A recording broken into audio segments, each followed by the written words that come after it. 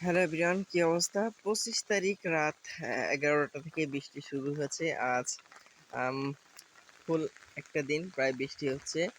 আর অবস্থা দেখেন চারিদিকে, অলরেডি মাঠ তো প্রায় তলিয়ে গিয়েছে। প্লাস এই যে পুকুর পুকুর দেখতে পাচ্ছেন, এটা অনেক বড় একটা পুকুর ছিল এবং অনেক গভীর।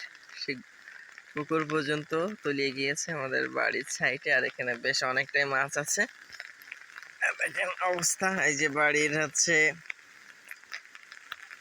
উচ্চতা পর্যন্ত প্রায় পানি উঠে গেছে। আর এ মাছ তো থাকবেই না। ঠিক আছে। আর এবার ধানের পরিস্থিতিটা খুবই খারাপ হয়ে যাবে, কারণ এই অধিকাংশ ধান পচে যাবে। যেগুলো দেখা যাচ্ছে এগুলো তো টোটালি মনে হয় না আসলে কোনো ধান হওয়ার সম্ভাবনা আছে বেশি। এই হচ্ছে বর্তমান অবস্থা।